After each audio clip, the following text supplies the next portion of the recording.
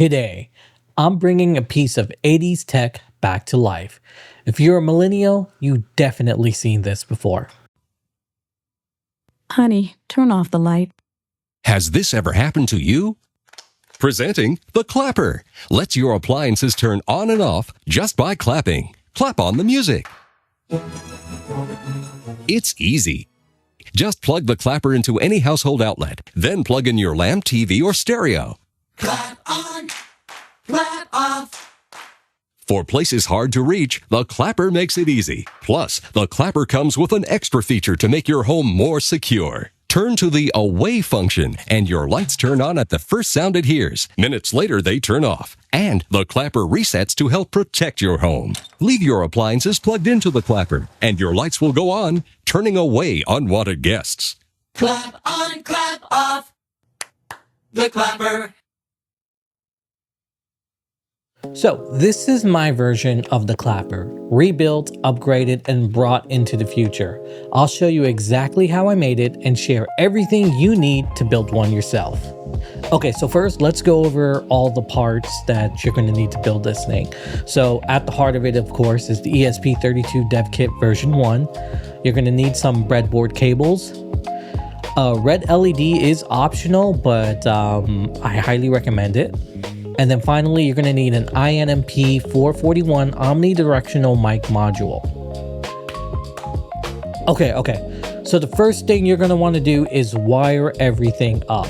Connect the INMP 441 microphone's VDD to the ESP32 3.3 volts pin, ground to ground, SCK to GPIO 26, WS to GPIO 27, SD to GPIO 32, connect the LR pin to ground, and connect the LED to GPIO 25 and ground.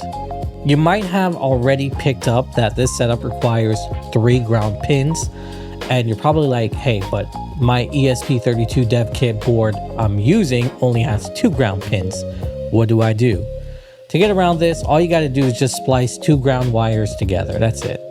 While you do that, let's hear it for today's sponsor. My apology, guys, but before we continue, let me take a minute to talk to you about NordVPN. When you're online, your data is constantly being tracked by websites, advertisers, and even your internet provider.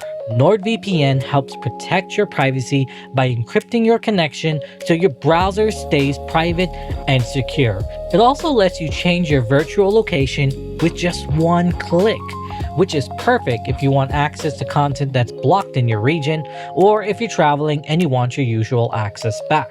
NordVPN works on all your devices. We're talking phones, laptops, tablet, and it runs quietly in the background without slowing your internet down. It's fast, reliable, and incredibly easy to use, even if you've never used a VPN before.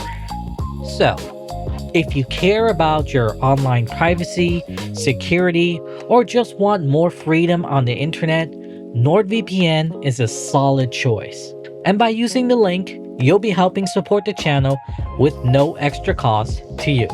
Now back to the show. Alright, welcome back. So, after wiring everything together, use the code I provided in the link below to flash the board using Adreno IDE. Once you flash it, you can jump into Serial Monitor and you can give it a test. I'm going to warn you though, my code isn't perfect, it's still in beta, but I included everything you need to tweak it to work perfectly for you. So let me walk you through how. So the first thing we're going to look at is min peak. This is the minimum volume requirement. So basically very quiet sounds like breathing, soft speech, background noises are ignored. Only sound above a certain loudness are even considered. So if the number is too high, claps from far away won't register. If the number is too low, random noises might start being noticed. In simple terms, you lower this when claps are being missed. You raise this if too many quiet noises get noticed. Next, we're going to look at peak Mult. This compares the sound to the current room noise, not to a fixed value. So it's like saying, was the sound clearly louder than everything else around it? In a quiet room, smaller claps still stand out. In a noisy room, only stronger claps stand out. If this number is too high, claps won't register unless they are very loud or very close. If the number is too low, loud voices or noises might sneak through. So in simple terms, lower this if claps don't work across the room, raise this if loud environments cause false triggers. Next, we're gonna look at impulse ratio min. And basically it's like, was this sound a sharp snap? This setting looks at how sudden the sound was. A clap, one quick snap, very sudden, right? A voice rises and falls smoothly. It's not a sharp snap. What this value does is it decides how sharp a sound must be to count as a clap. If this number is too low, talking, humming, or mouth noises can trigger it. If this number is too high, claps from far away may be missed. So in simple terms, increase this value to block voices, lower this value if claps are being missed. Next, we have sustain mult. Did the sound hang around? This setting looks at how long the room stayed loud. So a clap is loud and then it's immediately quiet again. However, a voice or a TV is loud and stays loud for a while. What this value does is it decides how much lingering sound is allowed. If this number is too high, long talking or noise can eventually trigger a clap. If this number is too low, very loud claps might get blocked. So in simple terms, lower this value to stop long noises from triggering, raise this value if loud claps are being rejected. And that's everything you need to know to adjust the microphone sensitivity to fit your needs. One very important note, do not tune or adjust the values while the clapper is sitting on your desk just 2 feet away from you. This is not a real world test, and adjusting the settings in that position will almost certainly cause problems once you plug the device into the wall where it will actually live. Instead, install the clapper in its final location first, stand where you would normally be in your room, and make your adjustments from there. This gives you realistic results and prevents over-tuning the sensitivity. You can also add your Wi-Fi name, Wi-Fi password, and Home Assistant MQTT credentials directly into the code. Even after everything is set up, making changes and reflashing the board will not break Home Assistant as long as you continue using the same Wi-Fi network and MQTT credentials. If you're printing my clapper case, be sure to finish all tuning and flashing before closing the case. I didn't design the housing with an easy way to reflash the board once it's sealed. And that's it. Next, you'll see a set of automations I tested the clapper with and how it performed in each scenario.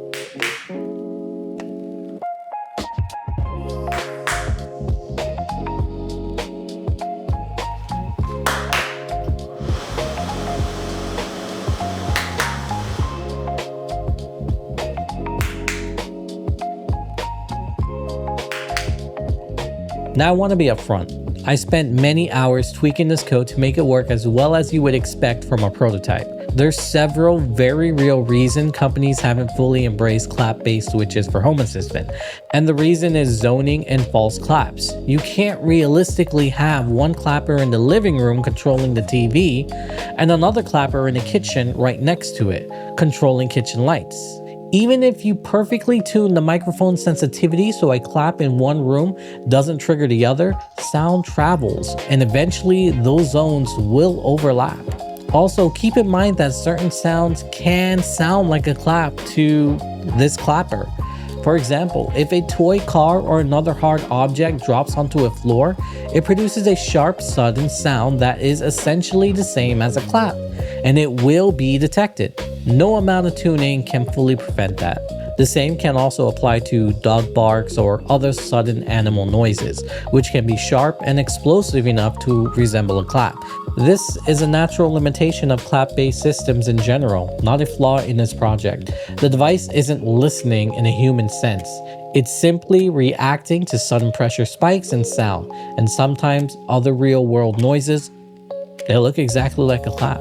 That said though, this was an incredibly fun project. I really enjoyed building the technology, tuning the detection logic, and designing the enclosure to make it feel like a modern version of the original clapper. If you enjoyed this project, be sure to like the video and subscribe for more Monster Madness. If you want to see another sensor I built using breakbeam technology, check out that video right here. No, right here. I've also built a presence sensor for Home Assistant. You can find that one linked here as well. My name is Z. Salawig muchachos. Thanks for watching. Catch you in the next one.